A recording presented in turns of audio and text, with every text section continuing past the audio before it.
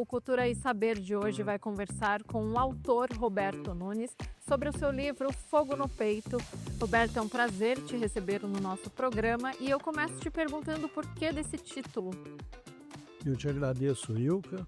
Eu escolhi esse título, Fogo no Peito, porque literalmente é isso. Tanto que na capa está Fogo no Peito, o coração dita e a mão escreve. Então, esse título Fogo no Peito é o resultado de algumas histórias, alguns comentários, algumas crônicas e alguns poemas que haviam sido guardados e eu resolvi escrevê-los. Então, são assuntos variados. Essa é a razão do Fogo no Peito. Então é um fogo no seu peito que estava ali queimando e você resolveu escrever. Sem dúvida, é isso aí. Estava me queimando o peito. São assuntos bons, assuntos ruins. Meditações de coisas que me indignavam e de coisas que me alegravam. Então, em razão disso, eu tive a necessidade de colocar isso para fora e colocar no papel.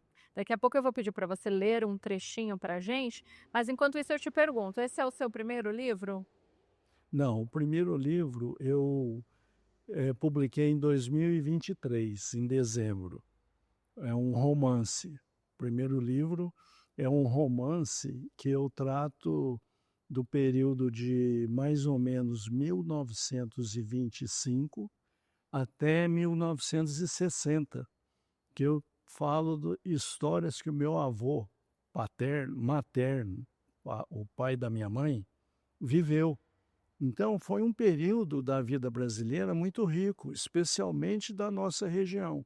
Nós tivemos a famosa crise de 1929, que os fazendeiros, o Brasil era essencialmente rural naquela época, 1929.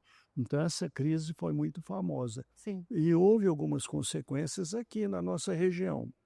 Depois nós tivemos, em 1932, a Revolução Constitucionalista. Então, foi um período também conturbado para a nossa região de São Paulo. E aqui na nossa região também teve alguns resquícios desse entreveiro aí entre São Paulo e o restante do Brasil. Do Brasil. Depois de 1932, houve também a Segunda Guerra Mundial, né? De 1939 até 1945. E após a Segunda Guerra Mundial, veio o êxodo rural, que o êxodo rural começou ali mais ou menos por volta de 1950, Sim. né? Intensificando na década de 60. Então, todo esse movimento social que a nossa região testemunha, eu retrato nesse romance Fio de Barba. Por quê? Como é a história do meu avô era aqui de Pedregulho, cidade próxima, e ele era conhecido como Juca Barba. Juca Barba? O nome dele era José de Paula Sintra, mas era conhecido por Juca Barba. E já tem aquele ditado que o fio de barba é documento, né? Então, no livro fala, na época em que a palavra era documento. E o meu avô era muito assim, certo, honesto, e gostava de dar exemplo para os filhos, para os netos, para os amigos, de como deveria ser o agir corretamente. A pessoa empenhou a palavra, tem que cumprir. Sim. Ninguém é obrigado a tratar nada com ninguém, mas tratou, é obrigado a cumprir. Então, essa história, esse romance, é mais ou menos nesse sentido. Histórias que meu avô contava e eu, quando neto, criança, assimilava e ficava pensando naquilo. Mas a juventude é assim. Tem uma época da adolescência para a juventude Sim. que a gente não quer saber de nada, principalmente de família. Verdade. Então você sai para lá, então, e depois você pensa na vida, casa, constitui família, você começa a dar valor na família. Aí você começa a procurar avô, avó, tio, tia, né? E você vê que é muito rica a história de cada um. Cada ser humano é um universo. E se você aprofundar na vida dos seus antepassados, seu pai, seu avô, você vai ver que tem histórias riquíssimas que você ouvia quando criança. Verdade. Então, quando eu resolvi escrever esse livro, Romance Fio de Barba, todos aqueles que já haviam falecido, eh, eu não tinha como contactar. Então, muitas informações ficaram assim. Ah, Na sua lembrança. então o que que eu fiz? Romancei. Uhum. Sabia o que tinha acontecido, sabia pelas histórias ouvidas pessoalmente, Sim. mas não sabia como, quando, que jeito, quem. Então aí é a hora do escritor inventar uma história, romancear, misturar dados reais, verdadeiros, com dados fictícios, dados criados, justamente pela ausência de dados concretos. Então essa foi a minha trajetória na escrita desse primeiro livro, Romance Fio de Barba. Baseado na vida do seu avô materno. Isso. Que legal.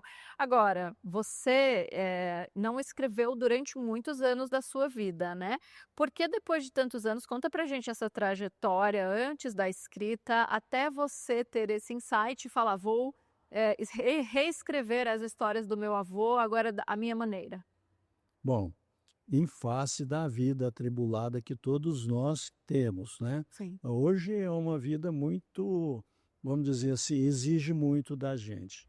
E eu trabalhei desde 14 anos de idade, eu trabalhei até 18 anos no comércio, eu era comerciário, então sempre corria, fazia cobrança daqui, fazia entrega dali, atendia e tal. Com 18 anos, eu tirei a CNH, a carta de motorista, como profissional, aí fui motorista. Então trabalhei de motorista com 18 anos, até os 20 anos. Com 20 anos de idade, eu entrei no Banco do Estado de Minas Gerais. Fui bancário por 9 anos. Então, de 1976 até 1985, eu fui bancário. Saindo do banco, eu virei agricultor. Essa fazenda que eu retrato no Romance Fio de Barba, eu mudei para lá, que é uma fazenda foi herdada pela minha mãe e eu arrendei dela essa fazenda. E mudei para lá em 1985. Saí do banco, já havia me formado em direito, mas saí do banco. Eu lembro que a minha mãe, meus familiares falaram: "Você está ficando doido? O que que você vai fazer naquela forna, naquela roça? E você é advogado formado, você tem um futuro promissor no banco". Eu falei: "Não, mãe, eu vou lá, eu quero experimentar a agricultura". Fui e fiquei 5 anos lá. E quando foi mais ou menos em 1995, 1996, eu voltei para a cidade. Eu já havia casado, tinha 3 filhos, tinha que acompanhar os meus filhos na escola, orientá-los. Sim. Aí eu voltei para Franca e advogava muito, fazia muito tribunal do júri, dava aula em São Sebastião do Paraíso, é uma cidade um pouco longe daqui, Minas Gerais, dava aula na faculdade aqui também. Então, essa vida atribulada não dava para eu, desenvolver um projeto de escrita, né, porque a vida era aquele, o foco era aquele, trabalhar para provisão da família, provisão da casa. Depois, em 1900 não, em 2005, eu fui convidado pelo prefeito da época para assumir uma secretaria municipal aqui em Franca, Secretaria de Assistência Social.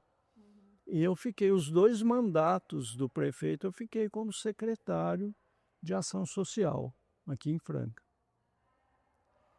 Saí em 2012 da prefeitura, quando foi em 2014, o governo do estado, era o governador Geraldo Alckmin, Uhum. eh pediu que eu assumisse uma diretoria técnica do Detran aqui em Franca, porque havia uma certa dificuldade na transição do pessoal da Polícia Civil para o pessoal administrativo, né? Porque naquela época o governo acertadamente entendeu que existiam muitos policiais fazendo serviços administrativos. E a demanda por segurança pública, por investigação de crime e por combate à criminalidade, a segurança pública no geral estava um pouco defasada, necessitando de pessoas. Então não era possível ficarem policiais fazendo serviço administrativo. Então, o que ele fez? Ele afastou os policiais que existiam e colocou-os nas delegacias de polícia para fazerem justamente a segurança pública. E contratou um pessoal civil, como se fosse uma secretaria comum. Agora, houve algumas resistências, que é natural. Toda mudança que existe na comunidade gera algum tipo de resistência. Sim. Então, eu assumi essa diretoria técnica para poder ajudar a ser mais maleável essa transição, porque, graças a Deus, eu sempre tive muito, assim, um relacionamento muito bom com todas as autoridades, promotor público, juiz de direito, vereador, prefeito, secretários, imprensa. Então, eu sempre tive uma facilidade natural que Deus me deu. Então, eu aproveitei isso na diretoria técnica do Detran aqui em Franca e na região. Isso Eu fiquei 7 anos. 7 anos. Em 2021, eu completei 44 anos de recolhimento do INSS e completei 65 anos de idade. Falei, bom, agora chegou na hora de eu aposentar, né? Então, eu tive um histórico de atividades bem eclético, Sim. né? Mas me trouxe muita experiência. E essa questão do romance começou a falar, opa, agora eu acho que chegou a hora de eu colocar no papel aquelas histórias que meu avô contava e tal. Então, para você ver, em 2021 até 2023, eu tirei do papel, passei para o computador, fazia uns concertos aqui e ali, fazia alguma pesquisa aqui e ali, tá? Até que em 2023 eu consegui publicar o Fio de Barba. Aí eu falei, não, agora a minha atividade vai ser a literatura, eu vou só escrever. Que já era algo que você gostava antes? Ilka, era. Talvez até pela minha profissão de advogado, escreve muito, lê muito, tem que ter argumentação. Eu falava, eu preciso escrever alguma coisa fora do jurídico, fora do... Então eu pegava toda aquela experiência pessoal que eu tive, tanto nas várias profissões que eu exerci, como nos ambientes que eu me envolvi, eu era muito envolvido com conselhos. Sim. Eu fui presidente do Conselho Municipal da Criança e do Adolescente, participei do Conselho de Assistência Social, participei do Conselho de Segurança. Então, eu era muito envolvido na área comunitária, né? Voluntário. Então, isso me trouxe algumas noções de tragédias até. Entendi. Eu falei, eu preciso colocar no papel isso. E aí você colocou nesse livro Fogo no Peito, foi esse? O Fogo no Peito foi um deles, porque depois do Fio de Barba, eu escrevi um livro de contos que chama Contos Tontos. Esse livro, Contos Tontos, ele é resultado de tragédias Reais. que eu vi, Ah, entendi. tragédias que eu testemunhei durante a minha vida de advogado, advogando no crime, durante a minha vida de conselheiro, via muitas coisas, muitos abusos, muitos crimes. Então, esse livro, ele é constituído de 7 contos somente, São curtos? curtos, contos curtos. A gente pode ler um trechinho antes do intervalo? A gente lê um trechinho, chama o intervalo? Um alerta dentro de um conto. Tá. Mais de 50% das mortes no trânsito são causadas pelo uso irresponsável do álcool. Será que existe uso responsável? Mais de 50% dos crimes violentos são cometidos em parceria com o álcool. A maioria das desagregações familiares são causadas pelo uso do álcool.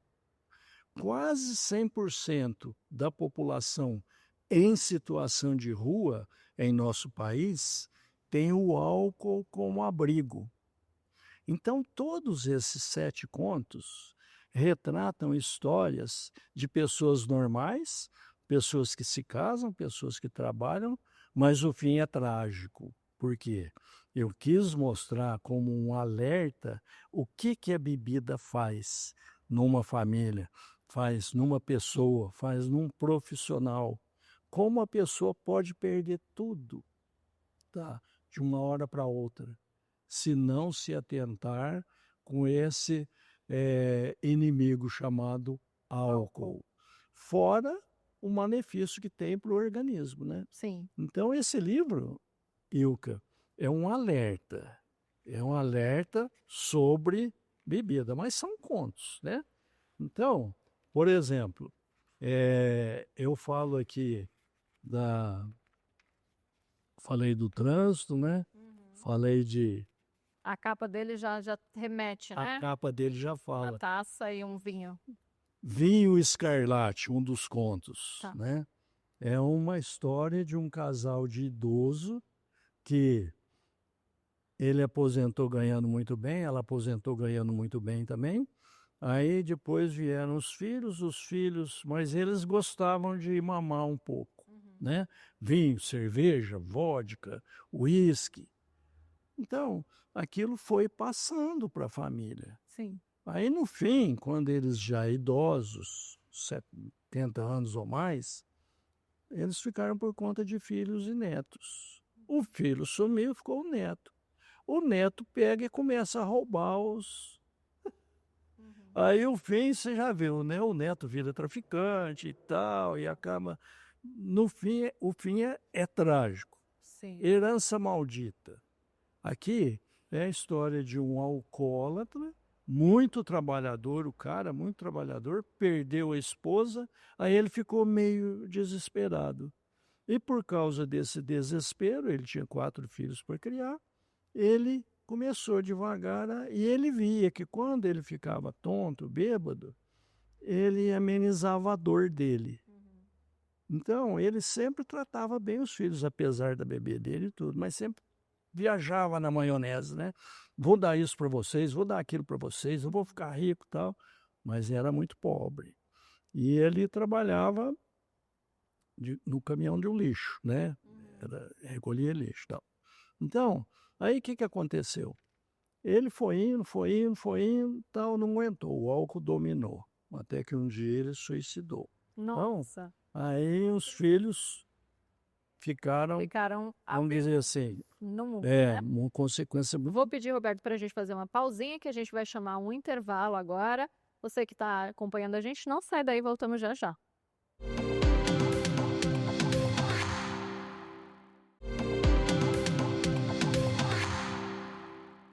Voltamos com o segundo bloco do Cultura e Saber. Hoje a gente está conversando com o Roberto Nunes. Roberto, esse livro que você leu no último bloco é muito interessante e são contos reais que você vivenciou ali durante a sua atuação jurídica e durante toda a sua trajetória, né?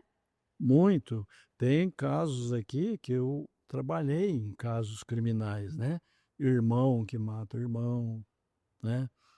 Empresário que é preso por abuso de... Quer dizer, todo tipo de mazela, todo tipo de tristeza, todo tipo de coisa ruim, o álcool traz. Esse livro ele busca trazer uma conscientização Isso, e não só contar história. isso.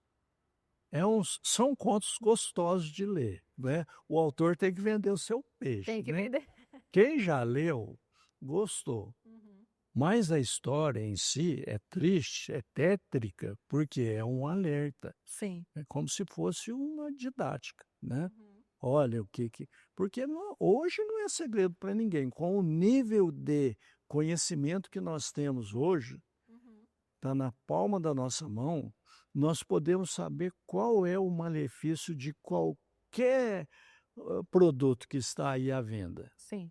E os malefícios do álcool, veja bem, da simples cervejinha, da sagrada cervejinha, entre aspas, o mal, ele está comprovado, Sim. não tem erro. Então, o que deve fazer? É a pessoa afastar, falar: "Não, eu não dou conta de você, eu não quero muita proximidade não". Mas é difícil o viciado assumir que é viciado, né? É difícil, é difícil. O vício é uma coisa que escraviza. Sim. A pessoa viciada, principalmente na bebida, ela vê vamos dizer assim, o decrépito dela, ela vê a caída dela, mas parece que a próxima dose lhe dá a esperança de que o dia vai subir, está sempre descendo, Sim. né. O vício, qualquer que seja ele é maléfico para o ser humano, né. Não só a bebida, o jogo e uma série de coisas aí que destrói uma família, né. Roberto, vamos aproveitar que a gente encerrou o outro bloco na leitura e aí a gente volta para o primeiro livro que a gente falou, que é O Fogo no Peito. E aí eu falei que eu ia pedir um trechinho, acabei esquecendo. Mas vamos ler então. Você falou que ele é de crônicas, né? E de contos, é isso? É, crônicas e poemas. Poemas. É, Posso pedir para você ler um da sua escolha? leio sim. Por favor. Você queria uma crônica primeiro. O título: Pena de morte no trânsito. É o que nós estamos vendo por aí. Sim. Então veja bem, em vários países mundo afora, a pena de morte é instituída para determinados crimes, devidamente previstos em lei. No Brasil, a legislação não prevê explicitamente a pena capital. De acordo com um princípio fundamental, um brocardo jurídico universal, o da anterioridade da lei penal diz: não há crime sem lei anterior que o defina, nem pena sem prévia cominação legal. Tais dizeres estão fixados na nossa Constituição e no Código Penal. Isto quer dizer que, se não tem nada escrito que impõe a pena de morte, ela não pode ser imposta, e muito menos aplicada. Porém, face aos acontecimentos que testemunhamos todos os dias, poderíamos dizer que sim, existe a pena de morte no Brasil. Não de maneira explícita, mas de maneira implícita, ou de maneira mesclada, ou pouco subjetiva ou pouco objetiva. Como assim? É só analisarmos o que acontece no trânsito. 92 mortes por dia, sendo a maior parte das vítimas na faixa etária de 39 anos de idade, de 18 a 39 anos de idade. Morre gente por dia no Brasil. Assim, podemos arriscar dizendo que, com as informações expostas diariamente, com o número constatado de mortes em acidentes de trânsito, com os serviços de comunicação públicos e privados noticiando, temos sim a pena de morte instituída no Brasil.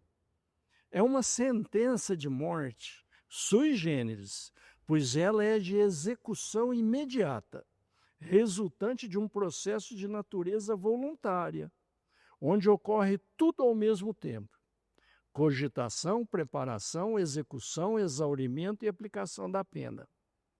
Sendo este o famoso iter criminis, quer dizer, o caminho do crime, né? Na doutrina jurídica, a gente aprende o iter criminis, é o caminho do a pessoa cogita um crime, depois ela passa a preparar, depois ela vai para a ação, né? Então, A situação normal de cometimento de um delito, primeiro temos o surgimento do pensamento delituoso, depois o preparo, depois a ação propriamente dita, depois o resultado, depois o exaurimento, que é a confirmação do resultado, e por fim a aplicação da pena. Isso tudo num espaço de tempo que leva anos tramitando nas esferas judiciais. Aqui no trânsito, todo esse iter criminis pode levar somente alguns minutos ou segundos, da cogitação à aplicação da pena. Mas como? Se a pena de morte a nossa legislação veda. Ora, pensemos, o Denatran, os Detrans estaduais desenvolvem campanhas diuturnamente, explicando o correto proceder dos atores do trânsito, quais sejam pedestre, ciclista, motociclista e motorista, com uma clareza cristalina, com o intuito de combater a ascendência dos índices de morte. Por que esses ainda continuam aumentando? É como se tivéssemos um juiz soberano flutuando em cima do trânsito e, com o dedo em riste para nós todos, ele fala: se você me desobedecer, você morre. Infelizmente, tais alertas parecem encontrar somente ouvidos moucos e ouvidos de mercador. Parece que não escutam, ou quando escutam, fazem-se de desentendidos, ou fingem que não ouviram. Não é segredo para ninguém a ação da lei da gravidade. Todo mundo sabe que ao chocar-se contra um muro, um poste, uma árvore, um veículo, enfim, tendo sua trajetória obstada por esses elementos, o corpo humano não tem chance alguma. É a parte mais fraca. Depois não adianta dizer que estava certo. Estava na sua preferencial. O outro que acusando o acidente. Não adianta, porque na maioria das vezes perde-se a fala, perde-se a razão, perde-se a vida.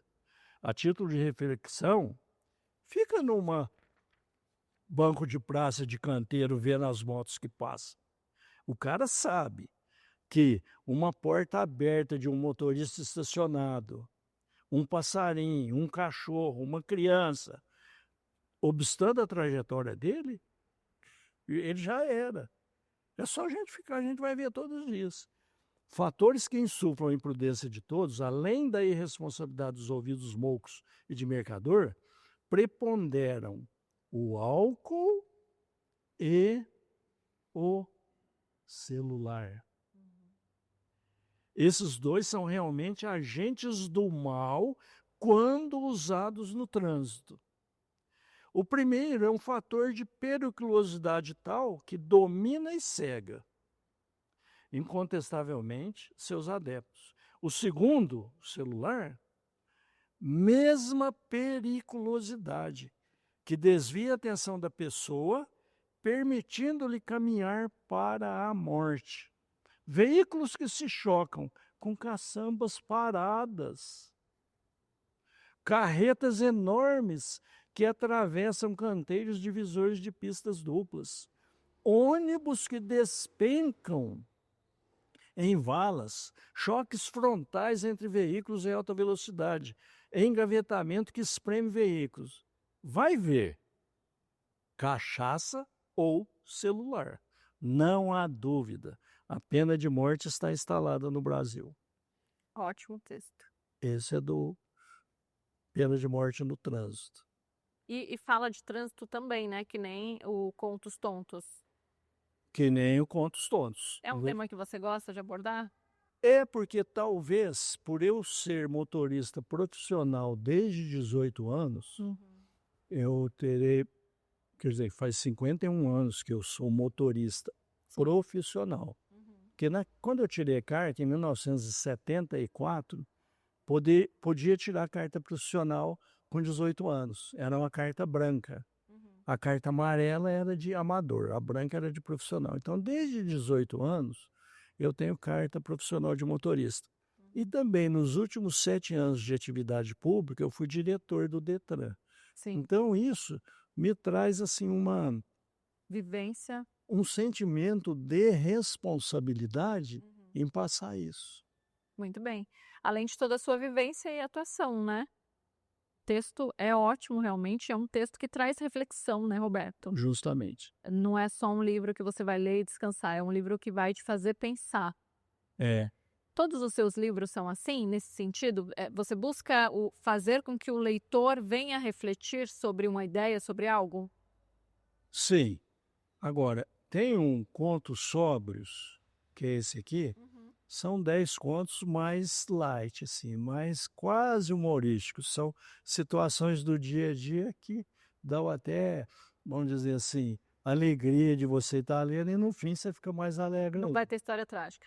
Então esse aqui não tem tanto alerta. O primeiro romance é um testemunho de uma vida profícua, de uma vida responsável. Eu gostava demais do meu avô, então por isso é que eu pus esse nome, Fio de Barba, né? Sim. Era um homem que tinha palavra, tinha respeito. E o Conto Sobra é mais light, agora o Contos Tontos é advertência pura. Legal. E o Fogo no Peito, essas crônicas são análises do dia a dia nosso, né? Por exemplo, eu falo aqui sobre a violência contra a mulher. São temas atuais também, né? Atualíssimos, porque hoje a violência contra a mulher chegou num tal ponto que a covardia, a barbárie está imperando. Você vê coisas que você não acredita. Fala, gente, mas como pode o cara matar a esposa, a mãe matar o filho matar a mãe? O pai vira uma coisa assim muito preocupante, Sim. né? Então, eu falo nesse livro aqui sobre violência contra a mulher, do trânsito, uma referência do trânsito. Falo alguns outros assuntos, como coragem, medo, como honrar a palavra. Roberto, você já tem algum outro projeto engavetado? Tenho, Ilka, eu tenho um projeto de escrever um novo romance. Eu já escrevi 10 capítulos dele. Esse romance vai chamar Mangabeira e Pedregulho. Por que esse título? Porque Mangabeira, o meu pai era natural de São Raimundo das Mangabeiras, lá no Maranhão. E a minha mãe é natural aqui de Pedregulho. Então, eles eram professores do estado, né? Aqui de São Paulo. Meu pai fez a vida dele, veio, trabalhou em Campinas, os dois conheceram lá, casaram. Então, ele era professor de matemática e física, e a minha mãe era professora de história e geografia. Os dois têm uma escola, 2 escolas do estado com o nome deles: Pedro Nunes Rocha, no Parque Progresso, e Maria Sintra Nunes Rocha, no Jardim Cambuí. Até ontem eu estive lá para comemorar o centenário da minha mãe, né? Legal. Então, esse livro, esse novo romance que eu vou escrever, que chama Mangabeira e Pedregulho, baseado na vida dos dois. Eu conto a história do meu pai lá, veio do Nordeste, depois do Mato Grosso. Minha mãe lá de Pedregulho, saiu, foi para Campinas estudar. Na época que moça não podia pensar em estudo, formava para casar. Quando muito se estudasse, era para aprender boas maneiras, culinária, corte e costura e etc. Coisas domésticas. Sim. Prendas domésticas. Você já ouviu falar desse termo? Acho que não. Já ouvi falar de mulher prendada, né? É isso aí. Por quê? Porque essa mulher prendada, antigamente, é aquela mulher que adquiriu prendas domésticas. Ela era expert no domínio da casa, da família e tal. E a minha mãe, naquela época, eu quero estudar e tal, e fez. O pai dela, ela estudou em Pedregulho, Franca e Campinas. Então, ela conheceu meu pai e tal. Foi uma história meio bonita, meio não, muito, muito bonita. Muito bonito. Aí eles vieram para cá. Tanto é que eu saí no dia 30 de agosto passado, eu e a minha esposa só, e andei 5.735 quilômetros. Cortei 10 estados para conseguir